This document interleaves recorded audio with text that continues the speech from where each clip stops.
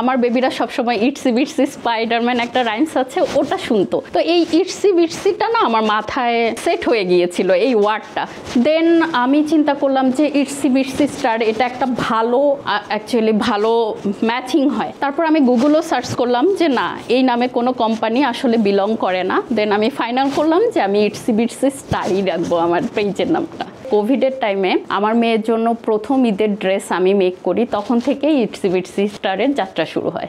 লকডাউনের সময় সব কিছু অফ থাকার কারণে ড্রেস কিনতে পারছিলাম না, যেহেতু এটা ওর প্রথম ঈদ ছিল। দেন আমি ওর জন্য 5টা ড্রেস ডিজাইন করার পরে আমি যখন কিছু ফেসবুক গ্রুপে পোস্ট করি, 4টা ড্রেসই আমার সেল হয়ে যায়, শুধু এই ইমোশনেই মায়েদের যে আপু আমার মেয়ের ঈদের ড্রেসও তো আমি কিনতে পারছি না। দেন এই রেসপন্সটা পাওয়ার পরেই আমি চিন্তা করলাম না, ছোট বেবিদের একটা ব্র্যান্ড হিসেবে আমি একটা কোম্পানি খুলতে পারি। যত বেবিদের বার্থডে ড্রেস বলেন, স্পেশাল যত ওকেশনের জন্য বেবিদের ড্রেস বলেন, ইটসি বিটসি স্টার ছাড়া কেউ আর কোনো কিছু চিন্তাই করতে পারে না। আমি যেহেতু ফ্যাশন ডিজাইনিং থেকে গ্র্যাজুয়েশন কমপ্লিট করেছি, ডিজাইনিং নিয়ে কিন্তু আমার একটা আইডিয়া আছে। 5টা ড্রেস রেডি করতে আমার মিনিমাম 17-18 দিন এরকম টাইম লেগে গেছে, কারণ আমি তো খুব আস্তে আস্তে কাজ করতাম, আমি একটানা সময় দিতাম না এটাতে। ব্যবসায়িক কোনো চিন্তাধারা নিয়ে এটা পোস্ট করিনি, আমি আমার নিজের ভালো লাগা থেকে জাস্ট কাজগুলো শেয়ার করছিলাম। যখন দেখলাম যে সবার অনেক চাহিদা,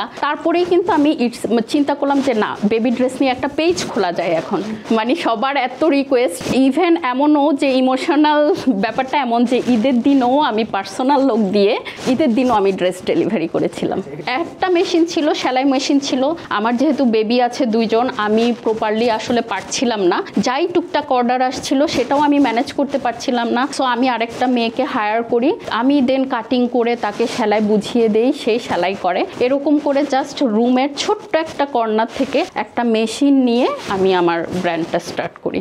দেখলাম যে না, এখানে একটা ভালো মার্কেট আছে, যেহেতু আমাদের দেশে এটা নিয়ে কেউ কাজ করছে না। চিন্তা করলাম যে আমি অফিস নিব, আমি আরও লোক সংখ্যা বাড়াবো, আমার আরও মেশিন বাড়াবো। তখন আমি ফ্যামিলিতে বললাম ব্যাপারটা, কিন্তু কেউ রাজি হচ্ছিল না, কারণ সবার একটাই প্রশ্ন যে এখন কোভিডের টাইমে সবাই অফিস ছেড়ে দিচ্ছে, আর তুমি কেন অফিস নিবা না। আমি আমার ডিসিশনে একদম ফাইনাল ছিলাম। আমার আব্বু আমার ইমোশনটা খুব ভালো বুঝতে পেরে আমার হাজব্যান্ডকে বলে যে না, দেখো ওকে একটা চান্স দাও, দেখো যে সে কি করে। অফিসের যে অ্যাডভান্সটা দিতে লাগে 1 লাখ টাকার মতো ইনভেস্ট হয় সব কিছু মিলিয়ে, সেটা আমি যখন ওদেরকে 2-3 মাসের মধ্যেই শোধ করে দিই, তখন আলহামদুলিল্লাহ একটা কনফিডেন্স ভিতরে চলে আসে। আস্তে আস্তে আমি দেন উপরে শোরুম, আলাদাভাবে ডিজাইন স্টুডিও করলাম, শোরুম নিলাম। এখন আমাদের গুলশান পিঙ্ক সিটিতেও একটা শোরুম আছে। আলহামদুলিল্লাহ আমরা এখানে ওয়ার্কশপ এবং শোরুম নেওয়ার পরে আমাদের দেশে যতগুলো বার্থডে পার্টি বেবিদের হচ্ছে তার 80% ড্রেসই আমাদের কাছ থেকে নেওয়া, কারণ আমাদের ডিজাইনগুলো একদমই ইউনিক। প্লাস হচ্ছে এখানে আপনি কাস্টমাইজেশন অপশন পাচ্ছেন। পার্টি ড্রেস বেশিরভাগ দেখা যায় কি বাচ্চারা গরমের জন্য পরতে পারে না, তো আমাদের সুইং টেকনিকগুলো এরকম, আমরা ভিতরে ফুল কটন লাইনিং দিয়ে একদম হাই কোয়ালিটি ম্যাটেরিয়াল ইউজ করি, যার কারণে আমাদের ড্রেসগুলো বেবিরা পরে 6-7 ঘন্টা ইজিলি থাকতে পারে। আমার যেই মেয়ের জন্য আমার ব্র্যান্ডটা তৈরি হয়েছে, সে এখন 6 বছরে পড়েছে আলহামদুলিল্লাহ। তাকে নিয়েই আমার বিজনেস স্টার্ট, এবং প্রত্যেকটা স্যাম্পল আমি কিন্তু ফার্স্টে তার জন্য করি, দেন আমি আমার কাস্টমারদের জন্য মেক করি এখন পর্যন্ত। সামনে এটা নিয়ে আমার চিন্তা ভাবনা হলো ইটসি বিটসি স্টার একটা ইন্টারন্যাশনাল ব্র্যান্ড হবে, শুধু আমাদের দেশে না, দেশের বাইরেও ইটসি বিটসি স্টার ব্র্যান্ড হিসেবে পরিচিতি পাবে।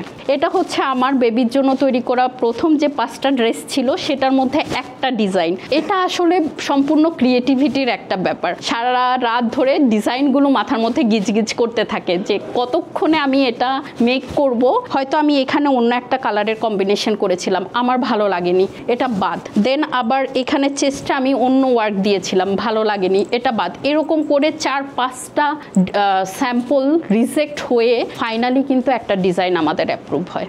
এটা আরও কুচি করতে থাকো।